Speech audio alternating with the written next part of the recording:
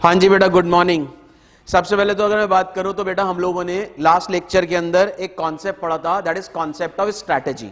तो अगर मैं बात करूं तो आप लोगों का जो चैप्टर नंबर 1 चल रहा है, chapter number 1 that is introduction to strategic management, उस चैप्टर के अंदर हम लोगों ने 2 कॉन्सेप्ट कंप्लीट किए हैं। एक कॉन्सेप्ट हमने कंप्लीट किया था बेटा कॉन्सेप्ट ऑफ मैनेजमेंट, और दूसरा कॉन्सेप्ट हम लोगों ने कंप्लीट किया था बेटा कॉन्सेप्ट ऑफ स्ट्रैटेजी। ठीक, अब आप वापस बोल रहा हूं बेटा, नेक्स्ट कॉन्सेप्ट जो आज हम लोग स्टार्ट कर रहे हैं, ध्यान से सुन लो, नेक्स्ट कॉन्सेप्ट जो आज हम लोग स्टार्ट कर रहे हैं, ये कॉन्सेप्ट आपके एग्जाम के पॉइंट ऑफ व्यू से मोस्ट इंपॉर्टेंट है। क्यों बेटा? इसमें से दैट इज इस कॉन्सेप्ट में से आपके एग्जाम में क्वेश्चन आने के चांसेस सबसे ज्यादा हैं। कॉन्सेप्ट क्या है बेटा? स्ट्रैटेजी। सबसे पहले तो ये इतना ज्यादा कैसे हो गया? कॉन्सेप्ट क्या है बेटा? Strategy is partially proactive and partially reactive. Concept का नाम सुनो बेटा, strategy is partially proactive and partially reactive. सबसे पहले तो बेटा एक चीज समझो, यहां क्या बोल रहा है? Strategy is partially proactive and partially reactive, this is what your concept. और ये कॉन्सेप्ट आपके एग्जाम के पॉइंट ऑफ व्यू से मोस्ट इंपॉर्टेंट है। क्यों इंपॉर्टेंट है बेटा? आपके स्टडी मॉड्यूल में, वापस बोल रहा हूं, आपके स्टडी मॉड्यूल में इस कॉन्सेप्ट से एमसीक्यू भी दिया हुआ है, आपके स्टडी मॉड्यूल से इस कॉन्सेप्ट से रिलेटेड डिस्क्रिप्टिव टाइप क्वेश्चंस भी दिए गए हैं। इसका मतलब कहीं ना कहीं बेटा ये एक ऐसा कॉन्सेप्ट है जिसमें से आपके एग्जाम में क्वेश्चन आने के चांसेस सबसे ज्यादा है। आप सबसे पहले बेटा 2 वर्ड पे फोकस करो। यहां पे 2 वर्ड क्या लिखे हैं? एक वर्ड लिखा है बेटा प्रोएक्टिव और एक वर्ड क्या लिखा है बेटा? रिएक्टिव। पहले हम लोग ये समझेंगे sir what is the meaning of proactive and what is the meaning of reactive. इसके बाद इस कॉन्सेप्ट को थोड़ा सा डिटेल में समझेंगे। सर अगर मैं बात करूं, सबसे पहले तो एक वर्ड पे फोकस करो। वर्ड क्या लिखा है? प्रोएक्टिव। बेटा what is the meaning of proactive? Proactive का मतलब होता है बेटा एक्टिंग इन एडवांस या प्लानिंग इन एडवांस। वर्ड पे फोकस करो बेटा, planning in advance. Sir what is the meaning of proactive? Proactive का मतलब होता है बेटा एडवांस में कुछ चीज को प्लान करना। Sir what is the meaning of advance में कुछ चीज को प्लान करना? एक एग्जांपल लेता हूं, मुझे एक बात प्रैक्टिकली सोच के बताओ। मार्केट में बहुत सारी कंपनीज थे जिनके फोन आते थे, जिनमें एक कंपनी थी बेटा नोकिया, एक कंपनी थी बेटा सैमसंग। ठीक है, ये बहुत सारी कंपनीज थी जिनके मार्केट में फोन आते थे। और इनके जो फोन मार्केट में आते थे बेटा, वो कैसे फोन थे बेटा? कीपैड वाले फोन। याद है आप लोगों को? कीपैड वाले फोन, स्मॉल फोन्स आते थे और उसमें नॉर्मली कीपैड होता था। अब मुझे एक बात बताओ, जब मार्केट में एक कंपनी थी नोकिया सैमसंग, इनके मार्केट में कीपैड वाले फोन आते थे। मार्केट में एक कंपनी आई और कंपनी का नाम क्या था बेटा? एप्पल आज है। मुझे एक बात सोच के बताओ, एप्पल ने मार्केट में फोन लॉन्च करे, और वो फोन कौन से लॉन्च कर दिए बेटा? फोन लॉन्च कर दिए बेटा स्मार्टफोन। स्मार्टफोन का मतलब उसने कीपैड वाले फोन को हटा के कौन से फोन लॉन्च कर दिए? Touch screen, that is touch pad कह लो या टच स्क्रीन कह लो। मुझे एक बात सोच के बताओ, ये नोकिया, ये सैमसंग, इन्होंने कैसे फोन लॉन्च कर रखे थे? कीपैड। मार्केट में कंपनी आई एप्पल, एप्पल ने सबसे पहले कौन से फोन लॉन्च कर दिए बेटा? Smartphone, that is touch screen. सबसे पहली कंपनी जो मार्केट में थी टच स्क्रीन वाले फोन को लॉन्च करने के लिए, दैट कंपनी इज एप्पल। तो एप्पल ने सबसे पहले जो चीज मार्केट में लॉन्च करी, इसको हम लोग पता क्या बोलते हैं? इसको बोलते हैं एप्पल की स्ट्रैटेजी थी प्रोएक्टिव। प्रोएक्टिव का मतलब होता है सबसे पहले कोई नई चीज लॉन्च करना जो अभी तक किसी ने लॉन्च नहीं करी। सबसे पहले अगर आप कोई नई चीज लॉन्च करते हो तो आपकी स्ट्रैटेजी को बोला जाता है प्रोएक्टिव। तो वर्ड पे फोकस करना बेटा। प्रोएक्टिव का मतलब मैंने यहां क्या लिखा है? Planning in advance. एडवांस मतलब अभी तक कोई भी चीज ऐसी किसी कंपनी ने लॉन्च नहीं करी, आप हो सबसे पहले जो ऐसी चीज मार्केट में क्या कर रहे हो? लॉन्च कर रहे हो। तो आपकी जो स्ट्रैटेजी होगी उसको हम लोग क्या बोलेंगे? प्रोएक्टिव। प्रोएक्टिव का मतलब मैं यहां पे लिख रहा हूं, सबसे पहले वो चीज आपने लॉन्च करी तो आपकी स्ट्रैटेजी को क्या बोला जाएगा? प्रोएक्टिव। तो एक वर्ड में what is the meaning of proactive? Proactive का मतलब होता है बेटा प्लानिंग इन एडवांस। एक एग्जांपल और लेता हूं बेटा इसका, मुझे एक बात सोच के बताओ, अगर मैं बात करूं टेलीकॉम की, टेलीकॉम के अंदर बहुत सारी कंपनीज हैं, जैसे टेलीकॉम के अंदर एयरटेल है, टेलीकॉम के अंदर आइडिया है, अब तो खैर आइडिया नहीं है, वोडा आइडिया हो गई है, ठीक है। अब अगर मैं बात करूं मार्केट में बहुत सारी कंपनीज हैं, जैसे एयरटेल है, आइडिया है, वोडा है। अब एक बात एग्जांपल मुझे सोच के बताओ, मार्केट में एक कंपनी आई और कंपनी का नाम था बेटा क्या? रिलायंस। और रिलायंस ने सबसे पहले लॉन्च किया क्या? जियो। और रिलायंस की स्ट्रैटेजी थी कि जियो लॉन्च कर दिया कैसा? Free of cost. मुझे बताओ एयरटेल ने सबसे पहले फ्री ऑफ कॉस्ट लॉन्च किया, वोडा आइडिया ने किया या रिलायंस ने किया? रिलायंस ने। तो रिलायंस ने जब सबसे पहले स्ट्रैटेजी बनाई कि हम लोग लॉन्च कर रहे हैं जियो, और जितने भी मार्केट में यूजर्स हैं उन सबको हम जियो देंगे, कैसे बेटा? Free of cost. तो रिलायंस की ये जो स्ट्रैटेजी थी ये कभी तक किसी ने फॉलो नहीं करी, रिलायंस ही था सबसे पहले। तो रिलायंस की इस स्ट्रैटेजी को हम लोग क्या बोलेंगे? प्रोएक्टिव। तो what is the meaning of proactive? Proactive का मतलब कोई भी ऐसी चीज जो अभी तक किसी भी कंपनी ने लॉन्च नहीं करी, आप हो पहले जो लॉन्च कर रहे हो, तो आपकी स्ट्रैटेजी को बोला जाएगा बेटा प्रोएक्टिव। आई होप वर्ड का मतलब समझ आ रहा होगा। What is the meaning of proactive? एक लाइन में एक्टिंग इन एडवांस या प्लानिंग इन एडवांस। ठीक, अब आते हैं सर सेकेंड पॉइंट पे। Second point is reactive. Sir what is the meaning of reactive? फिर मैं तुम लोगों को कंबाइंड करके बताऊंगा सर प्रोएक्टिव रिएक्टिव क्यों बोला गया। रिएक्टिव का मतलब होता है बेटा, ध्यान से सुनना, रिएक्टिव का मतलब होता है बेटा एडाप्टिव। सर एडाप्टिव का मतलब क्या है? रिएक्टिव का मतलब होता है रिएक्ट करना। रिएक्ट करने का मतलब क्या होता है सर? मुझे एक बार बताओ, एप्पल ने सबसे पहले मार्केट में क्या लॉन्च करा? एप्पल ने सबसे पहले मार्केट में लॉन्च कर दिया बेटा स्मार्टफोन। स्मार्टफोन मतलब टच स्क्रीन वाले फोन। अब सोच के बताओ, एप्पल मार्केट में कोई नई चीज लेके आया? तो जितने भी कस्टमर्स थे जिनके पास कौन सा फोन था? नोकिया। जितने भी कस्टमर्स थे जिनके पास कौन सा फोन था? सैमसंग।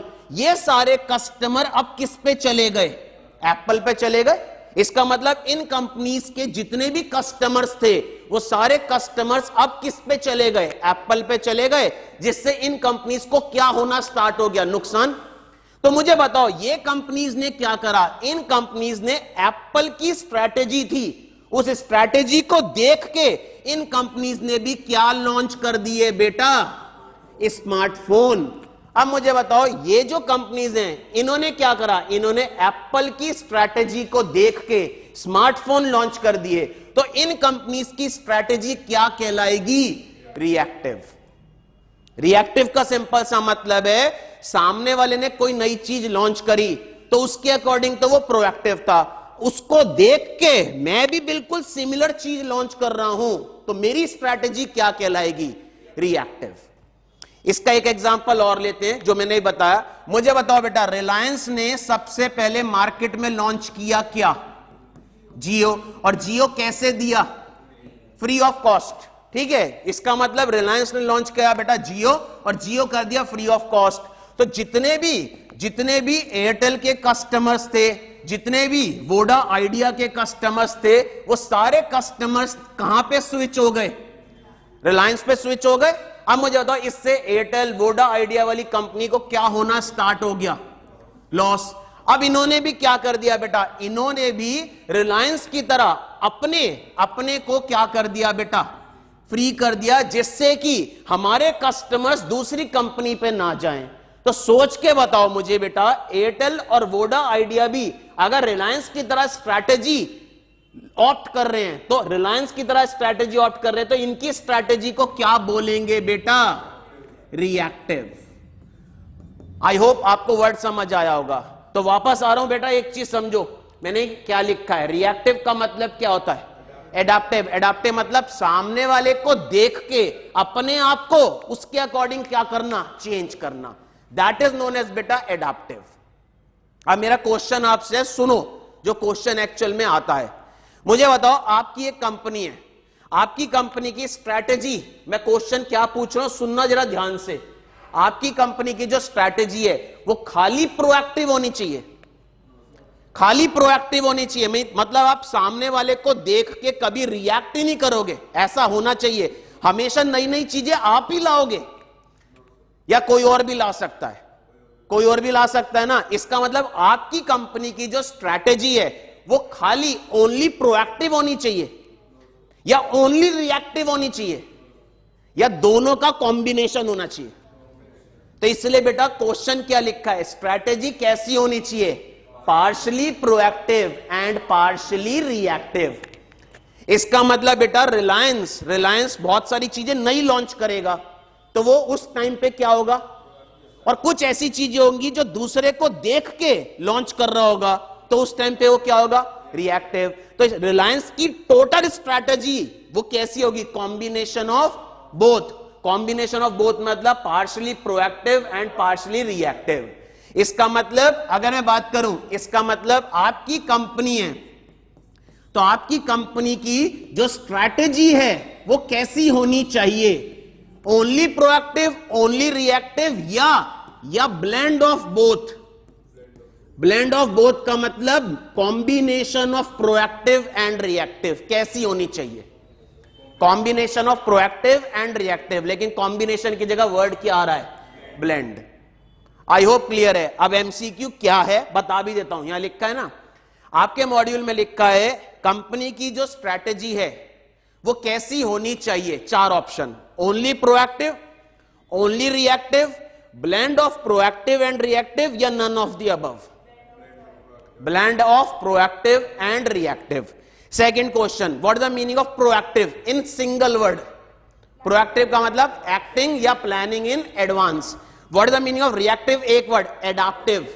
एडाप्टिव का मतलब सामने वाले के अकॉर्डिंग अपने आप को चेंज करना। आई होप यहां तक क्लियर है सबको। अब एक मिनट, एक लास्ट पॉइंट और है इसके अंदर जो समझा रहा हूं, देखो ध्यान से।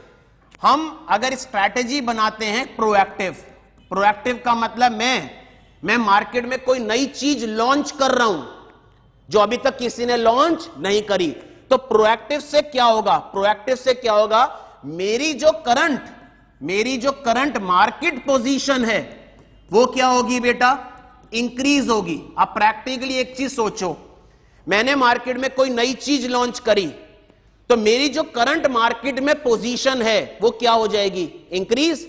दूसरी पॉइंट, मेरी जो करंट फाइनेंशियल परफॉर्मेंस है, मेरी जो करंट फाइनेंशियल परफॉर्मेंस है वो फाइनेंशियल परफॉर्मेंस भी क्या होगी बेटा, इंक्रीज। एक बात सोच के बताओ, मैंने यहां पे आपके सामने क्या लिखा, मैंने आपके सामने यहां पे एक एग्जांपल लिखा, कहां गया, मैंने यहां पे आपके सामने एक एग्जांपल लिखा। मुझे बताओ एप्पल ने क्या लॉन्च करा, स्मार्टफोन। अब मुझे बताओ स्मार्टफोन जैसी एप्पल ने लॉन्च करा तो एप्पल की जो करंट मार्केट पोजीशन थी वो क्या हो गई, इंक्रीज, क्योंकि क्या बढ़ने लग गए, कस्टमर।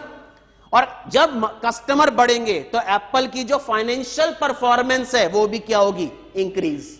तो मुझे एक बात बताओ बेटा, आप अगर अपनी स्ट्रैटेजी कैसी बनाते हो, प्रोएक्टिव, तो इससे आपको 2 फायदे हैं, आपकी करंट फाइनेंशियल परफॉर्मेंस और आपकी करंट मार्केट पोजीशन क्या होगी, इंक्रीज। साथ साथ अगर आप स्ट्रैटेजी कैसी बनाते हो, ध्यान से सुनो, अगर आप स्ट्रैटेजी कैसी बनाते हो, रिएक्टिव, तो रिएक्टिव स्ट्रैटेजी से आपको 2 फायदे होंगे। पहला फायदा यह होगा कि मार्केट में कोई भी फ्रेश मार्केट कंडीशन, मार्केट में कोई नई चीज आई तो आपने कैसी स्ट्रैटेजी बनाई है, रिएक्टिव। जैसे मार्केट में कोई नई चीज का एग्जांपल लेता हूं, मार्केट में कोई नई चीज मतलब एप्पल ने क्या लॉन्च करा, इसको देख के अब नोकिया ने क्या लॉन्च कर दिया, स्मार्टफोन, तो नोकिया की स्ट्रैटेजी क्या हुई, इसका मतलब नोकिया के लिए एप्पल का स्मार्टफोन कोई नई चीज थी ना। तो इसका मतलब मुझे एक बात सोच के बताओ, रिएक्टिव स्ट्रैटेजी का मतलब मार्केट में कोई नई चीज आई तो उसको देख के आपने क्या करा, रिएक्ट करा। दूसरी चीज, कोई मार्केट में अगर नई चीज आती है, वापस सुन लो, मार्केट में अगर कोई नई चीज आती है उसको बोलते हैं बेटा अनएंटीसिपेटेड इवेंट। कोई ऐसी चीज मार्केट में आई जिससे हमें क्या हो रहा है, लॉस हो रहा है। तो मुझे एक बात बताओ, एप्पल ने कोई नई चीज मार्केट में लॉन्च करी, इससे किसको लॉस हो रहा है, नोकिया और सैमसंग को। तो ये दोनों क्या बनाएंगे, रिएक्टिव स्ट्रैटेजी। इसका मतलब बेटा एक चीज, रिएक्टिव स्ट्रैटेजी से दो फायदे, मार्केट में कोई नई चीज लॉन्च होती है तो आप उसके लिए क्या बनाओगे, रिएक्टिव स्ट्रैटेजी। और मार्केट में अगर कोई नई चीज लॉन्च हो रही है तो उसको क्या बोलते हैं, अनएंटिसिपेटेड इवेंट। तो उस अनएंटिसिपेटेड इवेंट से आपको जो लॉस हो रहा है, उस लॉस के लिए आप कौन सी स्ट्रैटेजी बनाओगे, रिएक्टिव। तो क्वेश्चन क्या आता है, सुन लो। क्वेश्चन ये आता है कि आपकी कंपनी की जो कंप्लीट स्ट्रैटेजी है वो कैसी होनी चाहिए, ओनली प्रोएक्टिव, ओनली रिएक्टिव, या ब्लेंड ऑफ बोथ। दूसरा पॉइंट, प्रोएक्टिव का मतलब प्लानिंग इन एडवांस, रिएक्टिव का मतलब एडाप्टिव। अब मुझे तो प्रोएक्टिव से क्या फायदा है आपकी कंपनी को, आपकी current market position as well as financial performance क्या होगी, इंक्रीज। और रिएक्टिव से क्या फायदा है, कोई भी नई चीज मार्केट में होती है जिससे आपको क्या हो रहा है, लॉस, तो उस लॉस को आप क्या कर पाओगे, रिकवर कर पाओगे। और उस नई चीज को हम लोग एक वर्ड से बोलते हैं, that is what, unanticipated event. इसका मतलब बेटा इस अनएंटिसिपेटेड इवेंट से बचने के लिए कौन सी स्ट्रैटेजी बनाओगे, रिएक्टिव। आई होप क्लियर है कॉन्सेप्ट। वापस बोल रहा हूं, this is one of the important concept from your exam point of view. इस पे ये एमसीक्यू जो तुमसे पूछ रहा था वो आया हुआ है, आया इन द सेंस तुम्हारे मॉड्यूल में गिवन है, एज वेल एज बेटा ये डिस्क्रिप्टिव टाइप क्वेश्चन पे भी क्वेश्चन बन सकता है तुम्हारे एग्जाम में।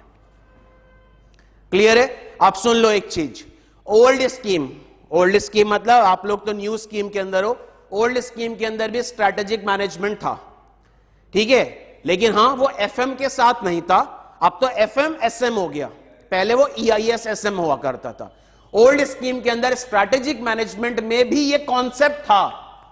तो बेटा ये कॉन्सेप्ट ओल्ड स्कीम के अंदर आपके आईसीएआई के एग्जाम में मल्टीपल टाइम्स पूछा गया है। इसका मतलब ये कॉन्सेप्ट ओल्ड स्कीम में एज इट इज था, न्यू स्कीम में भी इंक्लूड किया गया है। और ओल्ड स्कीम के अंदर मल्टीपल टाइम इस कॉन्सेप्ट से आपके एग्जाम में क्वेश्चन पूछे गए हैं। I hope concept is clear सबको। अब हेडिंग डाल लो, लिखवा रहा हूं, हेडिंग डाल लो, strategy is partially proactive and partially reactive. Strategy is partially proactive and partially reactive. Strategy is partially proactive and partially reactive. अब डैश डाल के लिखना है इसके अंदर। अब मैं जो लिखवा रहा हूं डैश डाल के, कंपनी की जो स्ट्रैटेजी होनी चाहिए वो कैसी होनी चाहिए, ओनली प्रोएक्टिव, ओनली रिएक्टिव, या ब्लेंड ऑफ बोथ। तो लिखो डैश डाल के, a company's strategy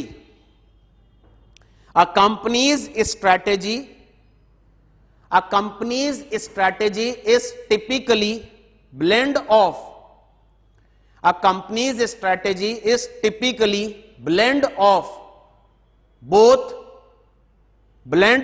both proactive. A company's strategy is typically blend of both proactive and reactive. A company's strategy is typically blend of both proactive and reactive. Underline करो यहां पे blend. blend का मतलब क्या होता है बेटा, कॉम्बिनेशन, कॉम्बिनेशन को बोला जाता है blend, ठीक है, फुल स्टॉप। नेक्स्ट लाइन से लिखो, प्रोएक्टिव मींस, अब प्रोएक्टिव का मतलब समझा रहा है बेटा, मैंने यहां पे समझाया ना प्रोएक्टिव का मतलब क्या है, प्लानिंग इन एडवांस। तो लिखो प्रोएक्टिव मीन्स एक्टिंग और planning in advance. Proactive means acting और planning in advance, whereas reactive means, proactive means planning or acting in advance, whereas reactive means adaptive, whereas reactive means adaptive और adaptive और react, adaptive और react. React का मतलब सामने वाले की strategy को देख के रिएक्ट करना। तो आपने लिखा बेटा प्रोएक्टिव मींस एक्टिंग और planning in advance, whereas reactive means adaptive और रिएक्ट। आई होप यहां तक क्लियर है। अंडरलाइन करो, प्रोएक्टिव के अंदर एक लाइन को अंडरलाइन करो, प्लानिंग इन एडवांस, और रिएक्टिव में अंडरलाइन करो एडाप्टिव वर्ड को, एडाप्टिव वर्ड को। अब मुझे एक बात बताओ, मेरी कंपनी की स्ट्रेटेजी प्रोएक्टिव क्यों होनी चाहिए? जिससे हम क्या इंक्रीज कर पाए? अपनी current market position as well as financial performance. और रिएक्टिव क्यों होना चाहिए? जिससे मार्केट में कोई नई चीज हो रही है उससे बचें। नई चीज क्या हुई? जैसे एप्पल ने क्या लॉन्च करा? स्मार्टफोन। तो उससे बचने के लिए नोकिया ने क्या करा? स्मार्टफोन लॉन्च करे। सैमसंग ने क्या करा? स्मार्टफोन लॉन्च करे। इसका मतलब मार्केट में कोई नई चीज हो रही है, उसको क्या बोलते हैं? Unanticipated event. अनएंटिसिपेटेड इवेंट से बचने के लिए, और बचने को वर्ड को हम लोग यहां क्या बोलते हैं? Cope up. तो नई चीज से बचने के लिए हम लोगों ने कैसी स्ट्रेटेजी बनाई? Reactive.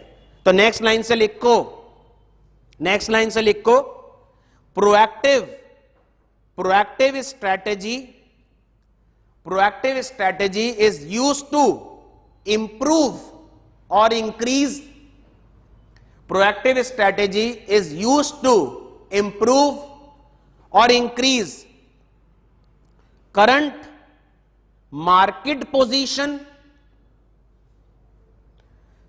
Proactive strategy is used to improve और increase current market position and financial performance.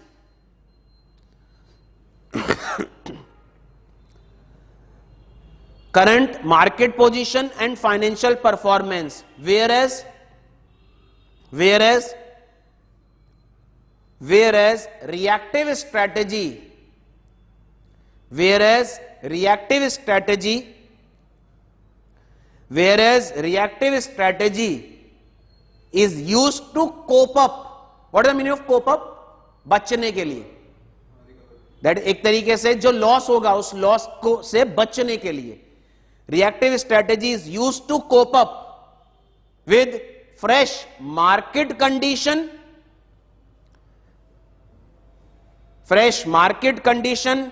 and unanticipated events,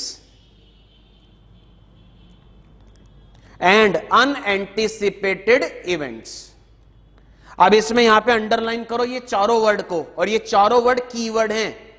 market position, financial performance, fresh market condition, unanticipated event.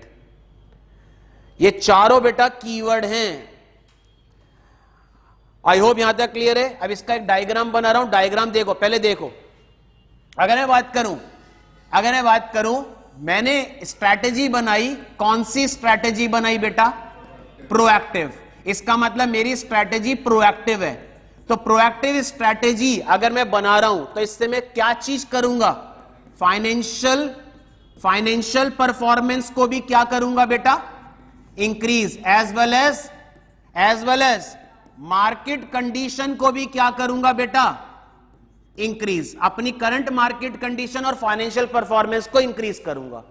अब मुझे बताओ, अगर मैं साथ साथ कौन सी स्ट्रैटेजी बना रहा हूं? रिएक्टिव। तो रिएक्टिव स्ट्रैटेजी मैंने बनाई, तो रिएक्टिव स्ट्रैटेजी से मैंने दो काम करे। क्या कर पाऊंगा? एक तो जो fresh market condition, what is the meaning of fresh market condition?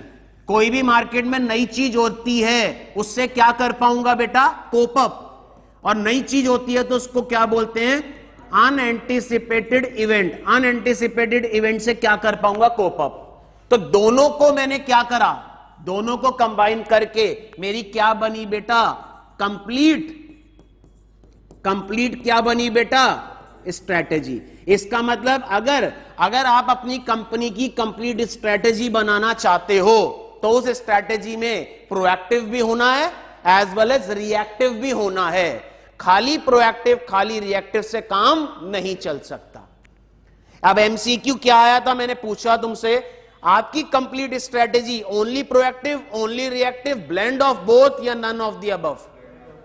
I hope clear है। डायग्राम बनाओ जल्दी से, और ये डायग्राम बनेगा अगर ये कॉन्सेप्ट आता है। अगर ये कॉन्सेप्ट एग्जाम में पूछा जाता है तो बेटा डायग्राम बना के आएंगे।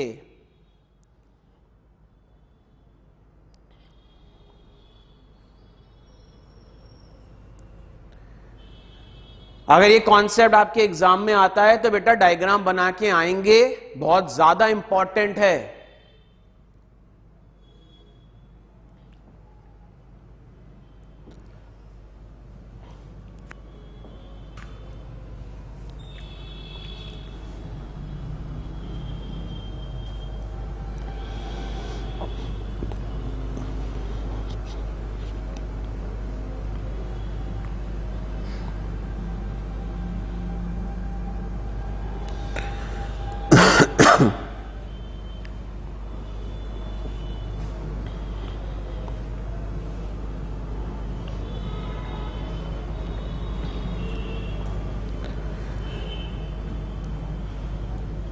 तो अगर आपसे एग्जाम में कोई पूछता है, क्वेश्चन आता है कि कंप्लीट स्ट्रेटेजी कौन सी होगी, तो complete strategy is a blend of proactive and reactive.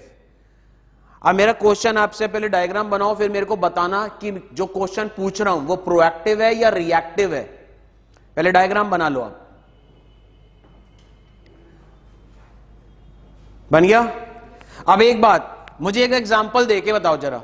Example मैं दे रहा हूं, तुम लोग मुझे बताना। मुझे बताओ, मार्केट में बहुत सारे चैनल्स आते हैं। जैसे एक चैनल आया है मार्केट में, स्टार प्लस। ठीक है, स्टार प्लस आप सब लोगों ने सुना भी होगा। स्टार प्लस जो चैनल है उस पर बहुत सारे बेटा डेली सोप्स आते हैं। डेली सोप्स का मतलब कहीं ना कहीं बेटा स्टार प्लस पे बहुत सारे क्या आते हैं बेटा, सीरियल्स आते हैं। ठीक है, अभी तक ये जो स्टार प्लस है या कलर्स है, इस पे बहुत सारे सीरियल्स आते थे। ठीक, अब ध्यान से सुनो, मार्केट में ट्रेंड चल गया, और ट्रेंड चला, मार्केट में आया बेटा नेटफ्लिक्स। सुना होगा सब लोगों ने। और नेटफ्लिक्स ने बेटा लॉन्च कर दी क्या, वेब सीरीज। अब मुझे एक बात सोच के बताओ, अभी तक सिर्फ क्या आते थे बेटा, सीरियल्स आते थे। ठीक है, मार्केट में स्टार प्लस था, कलर्स था, ठीक है, इन सब के सीरियल्स आते थे। डेली एक टाइम दे दिया जाता था कि इस टाइम पे एपिसोड आएगा, यही चलता था। अब भी चल रहा है, मना नहीं कर रहा। लेकिन मार्केट में एक ट्रेंड आया, और मार्केट में बेटा लॉन्च हुआ नेटफ्लिक्स, और नेटफ्लिक्स ने लॉन्च कर दी वेब सीरीज। मुझे सोच के बताओ, नेटफ्लिक्स ने लॉन्च करी वेब सीरीज, तो नेटफ्लिक्स की ये जो स्ट्रैटेजी थी, ये प्रोएक्टिव थी या रिएक्टिव? क्यों प्रोएक्टिव? क्योंकि अभी तक किसी ने ऐसा कोई भी ट्रेंड लॉन्च नहीं किया था। नेटफ्लिक्स था सबसे पहला जिसने मार्केट में क्या लॉन्च करी, वेब सीरीज। अब सोच के बताओ, जब नेटफ्लिक्स की वेब सीरीज लॉन्च हुई तो वो सारे यूजर्स जो क्या देखते थे, स्टार प्लस के ये सीरियल्स, वो सारे यूजर्स किस पे शिफ्ट होने लग गए, नेटफ्लिक्स पे, जिससे इन कंपनीज को क्या होने लग गया, लॉस। भाई ऑब्वियस सी बात है, इनके सीरियल्स कम लोग देखेंगे, कम एडवर्टीजमेंट मिलेंगे इनको, तो इनको लॉस होना लग गया। स्टार प्लस ने देखा कि हमारे सीरियल्स की जो टीआरपी थी, टीआरपी ठीक है, वो डाउन होने लग गई। क्यों? क्योंकि यूजर किस पे शिफ्ट हो गए, नेटफ्लिक्स पे। स्टार प्लस ने लॉन्च कर दिया, आपको पता होना चाहिए, हॉटस्टार। और हॉटस्टार का आज की डेट में टाई अप हो चुका है किसके साथ, डिज्नी के साथ। अब मुझे बताओ, तुम लोगों के सबके फोन में भी होगी, या नहीं भी है तो कोई बात नहीं, आप लोगों ने एप्लीकेशन का नाम सुना, डिज्नी हॉटस्टार। मुझे एक बात सोच के बताओ, अब स्टार प्लस ने नेटफ्लिक्स की तरह उन्होंने भी क्या लॉन्च कर दिया, हॉटस्टार। और इस हॉटस्टार पे भी क्या आ रही हैं, अब वेब सीरीज आ रही हैं, यस या नो? अब मुझे सोच के बताओ, स्टार प्लस ने जब हॉटस्टार लॉन्च करा तो स्टार प्लस की ये स्ट्रैटेजी प्रोएक्टिव है या रिएक्टिव? क्यों रिएक्टिव हुई? क्योंकि इसने किसको देख के लॉन्च करा, नेटफ्लिक्स को। इसका मतलब स्टार प्लस के लिए नेटफ्लिक्स कोई नई चीज थी ना, fresh market condition, unanticipated event. तो उससे बचने के लिए स्टार प्लस ने भी क्या लॉन्च कर दिया, हॉटस्टार। अब हॉटस्टार पे भी बहुत सारी क्या आती हैं, वेब सीरीज। जैसे तुम्हें पता होना चाहिए, एक बहुत अच्छी वेब सीरीज अभी लॉन्च हुई थी, मुझे नाम याद नहीं आ रहा, कौन सी थी, कोई एक ऑपरेशन था, फ्रीलांसर, नहीं पता तुम लोगों को बता देता हूं, फ्रीलांसर, मोहित रैना बहुत अच्छे एक्टर हैं, ठीक है, उन्होंने उनकी वेब सीरीज लॉन्च हुई फ्रीलांसर, और वो फ्रीलांसर वेब सीरीज लॉन्च हुई बेटा हॉटस्टार पे। अगर आप लोगों ने नहीं देखा तो एक बार इसका एडवर्टीजमेंट देखना। 7 एपिसोड के अंदर पूरी वेब सीरीज है, ठीक है, 4 एपिसोड उन्होंने सीजन 1 किया था और 3 एपिसोड सीजन 2 किया था, ठीक है। वो इतनी बढ़िया वेब सीरीज है, वो हॉटस्टार ने लॉन्च करी। अब मुझे एक बात सोच के बताओ, अगर स्टार प्लस हॉटस्टार को लॉन्च ना करता तो क्या होता, स्टार प्लस का लॉस हो जाता। तो एक टाइम ऐसा आ जाता कि स्टार प्लस के सारे यूजर्स, सारे व्यूअर्स कहां शिफ्ट हो जाते, नेटफ्लिक्स पे शिफ्ट हो जाते। तो स्टार प्लस एक ऐसा होता कि स्टार प्लस को ह्यूज क्या होता, लॉस। तो उस लॉस से बचने के लिए स्टार प्लस ने कौन सी स्ट्रैटेजी बनाई, रिएक्टिव। आई होप क्लियर है सबको, यहां तक क्लियर है। तो अभी तक हमारे 3 कॉन्सेप्ट कंप्लीट हुए, concept of management, concept of strategy, और कॉन्सेप्ट ऑफ स्ट्रैटेजी का ही पार्ट था ये, strategy is partially proactive and partially reactive. Clear है सर। अब हेडिंग डालो, नेक्स्ट कॉन्सेप्ट, वापस बोल रहा हूं, नेक्स्ट जो कॉन्सेप्ट तुम्हें समझा रहा हूं वो नेक्स्ट कॉन्सेप्ट तुम्हारे एमसीक्यू के लिए मोस्ट इंपॉर्टेंट, छोटा सा ही कॉन्सेप्ट है। हेडिंग डाल लो बेटा, ऑब्जेक्टिव ऑफ स्ट्रैटेजिक मैनेजमेंट। ये जो सब्जेक्ट तुम लोग पढ़ रहे हो, सब्जेक्ट का नाम है स्ट्रैटेजिक मैनेजमेंट। तो स्ट्रैटेजिक मैनेजमेंट का क्या ऑब्जेक्टिव है, वो ऑब्जेक्टिव तुम्हें पढ़ना है। मींस ये जो सब्जेक्ट है स्ट्रैटेजिक मैनेजमेंट, इस स्ट्रैटेजिक मैनेजमेंट का क्या ऑब्जेक्टिव है। कहीं ना कहीं बेटा आप लोग एक चीज समझो, स्ट्रैटेजिक मैनेजमेंट जो सब्जेक्ट आप लोग पढ़ रहे हो, इस सब्जेक्ट का क्या ऑब्जेक्टिव है। इन्होंने 2 चीज बोली। पहली चीज ध्यान से सुनो, इस सब्जेक्ट का ऑब्जेक्टिव क्या है, इंपॉर्टेंस नहीं बोल रहा, ऑब्जेक्टिव बोल रहा हूं, ठीक है, इंपॉर्टेंस अभी आगे आएगा। स्ट्रैटेजिक मैनेजमेंट का सबसे पहला ऑब्जेक्टिव क्या है।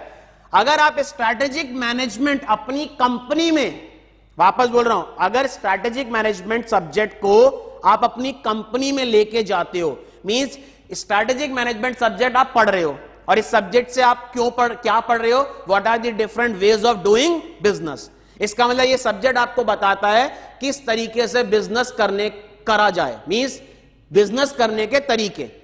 अब मुझे बताओ, इस सब्जेक्ट को पढ़ के आपको बिजनेस करने के तरीके आएंगे, तो वो तरीके आप अपने बिजनेस में क्या करोगे, अप्लाई, तो आप क्या अचीव कर पाओगे, ऑब्जेक्टिव। तो पहला ऑब्जेक्टिव क्या अचीव कर पाओगे, इस सब्जेक्ट को अगर आप अपने बिजनेस में अप्लाई करते हो तो आपका एक ऑब्जेक्टिव अचीव होगा कि आप क्या गेन कर पाओगे, आप गेन कर पाओगे कॉम्पिटिटिव एडवांटेज।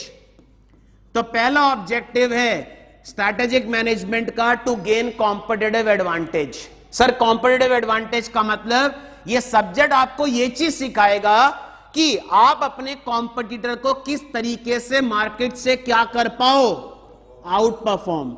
मींस ये सब्जेक्ट अगर आप लोग अपने बिजनेस में अप्लाई करते हो तो इस सब्जेक्ट से आपको यह चीज सीखने को मिलेगी कि आप अपने कॉम्पिटिटर को मार्केट से कैसे हरा पाओ, जिसको हम लोग क्या बोलते हैं, कॉम्पिटिटिव एडवांटेज। प्रैक्टिकली स्पीकिंग, अगर मैं ये सब्जेक्ट अपने बिजनेस में अप्लाई कर रहा हूं तो मैं मार्केट से अपने कॉम्पिटिटर को क्या कर पाऊंगा, आउट परफॉर्म। अगर मैंने मार्केट से अपने कॉम्पिटिटर को आउट परफॉर्म कर दिया तो मैं क्या गेन कर लूंगा, कॉम्पिटिटिव एडवांटेज। तो पहला ऑब्जेक्टिव है स्ट्रैटेजिक मैनेजमेंट का पहला ऑब्जेक्टिव है to gain competitive advantage. And what is the meaning of competitive advantage, outperform competitor. Means अपने कॉम्पिटिटर को मार्केट से कैसे हटाऊं। अब मेरे को एक बात सोच के बताओ, अगर मैंने अपने कॉम्पिटिटर को मार्केट से आउट परफॉर्म कर दिया तो मेरा क्या फायदा है, मार्केट में मेरा कोई कॉम्पिटिटर नहीं रहेगा और मैं क्या बन जाऊंगा, मार्केट का लीडर, और मुझे क्या होगा, प्रॉफिट होगा। तो ये सब्जेक्ट का पहला ऑब्जेक्टिव है to gain competitive advantage. What is the meaning of competitive advantage, to outperform competitor. Second objective अभी मैं अपडेट कराऊंगा। सेकंड एक ऑब्जेक्टिव और है, ये सब्जेक्ट अगर तुम अपने बिजनेस में अप्लाई करते हो तो एक काम और कर पाओगे, अपने बिजनेस को तुम क्या कर पाओगे बेटा, सक्सेसफुली क्या करवा पाओगे, सरवाइव करवा पाओगे। कहां पे, मार्केट में। अगर कैसे सरवाइव करवा पाओगे, आप एनवायरमेंट में कुछ भी चेंज होता रहे, एनवायरमेंट में कुछ भी चेंज होता रहे, आप उस चेंज के अकॉर्डिंग अपने बिजनेस को सक्सेसफुली मार्केट में क्या करवा पाओगे, सरवाइव। एक बात सोच के बताओ बेटा, आपका खाली ऑब्जेक्टिव क्या प्रॉफिट है? मुझे बताओ, हर बिजनेस का ऑब्जेक्टिव प्रॉफिट है, मैं मानता हूं, लेकिन प्रॉफिट से पहले आपको अपने बिजनेस को मार्केट में क्या करना पड़ेगा, सरवाइव। अगर आप अपने बिजनेस को मार्केट में क्या करा गए, सरवाइव करा गए, तभी तो धीरे धीरे आपको क्या होगा, प्रॉफिट। अगर ये सब्जेक्ट तुम अपने बिजनेस में अप्लाई करते हो तो ये सब्जेक्ट आपको बताता है कि आप अपने बिजनेस को सक्सेसफुली क्या करा सकते हो, सरवाइव करा सकते हो एनवायरमेंट के अकॉर्डिंग। मींस एनवायरमेंट में कुछ भी होता रहे, आपका बिजनेस मार्केट में क्या रहेगा, बना रहेगा। और अगर आप मार्केट में बने रहे तो धीरे धीरे आपको क्या मिलेगा, प्रॉफिट। दो ऑब्जेक्टिव है स्ट्रैटेजिक मैनेजमेंट के, पहला objective to gain competitive advantage और दूसरा to successfully survive business in environment. Environment का मतलब, एनवायरमेंट कैसा होता है, डायनामिक। मतलब एनवायरमेंट फ्रीक्वेंटली क्या होता है, चेंज। एनवायरमेंट में कुछ भी चेंज होता रहे, आपका बिजनेस सक्सेसफुली क्या रहेगा, सर्वाइव। क्लियर है दोनों ऑब्जेक्टिव? अपडेट कर लो, हेडिंग डाल लो, ऑब्जेक्टिव ऑफ स्ट्रैटेजिक मैनेजमेंट। वापस बोल रहा हूं, एमसीक्यू में यह क्वेश्चन बन सकता है। हेडिंग डाल लो, objective of strategic management. Dash जाके लिखो इसके अंदर, एवरी बिजनेस, एक लाइन लिखवा रहा हूं, every business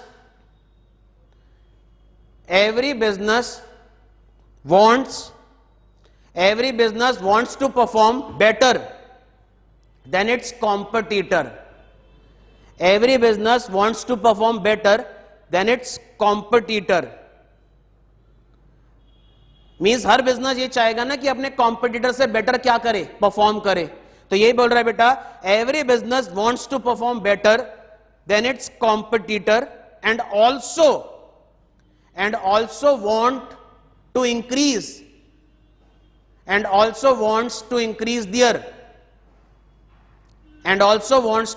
there present performance.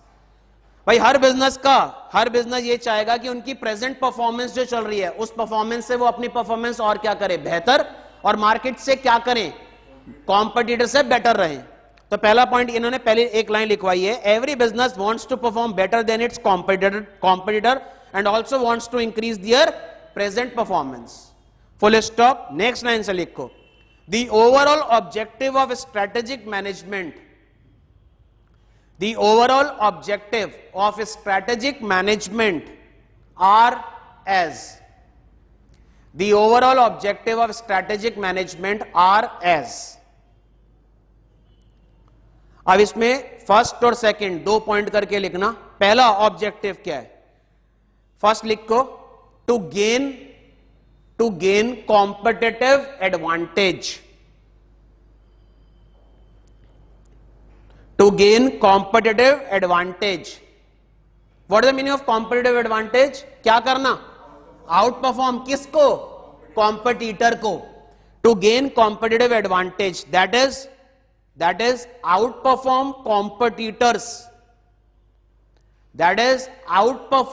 competitors, to gain competitive advantage, that is outperform competitors, full stop. Underline करो कॉम्पिटिटिव एडवांटेज वर्ड को। और दूसरा, अपनी कंपनी को क्या करवाते रहो, सक्सेसफुली क्या करवा पाओगे, सरवाइव। कैसे, एनवायरमेंट में, डायनामिक। मींस एनवायरमेंट में कुछ भी होता रहे, आप अपनी कंपनी को सक्सेसफुली क्या करवा पाओगे, सरवाइव। तो सेकंड लिखो, second, to guide the company successfully survive to guide the company successfully survive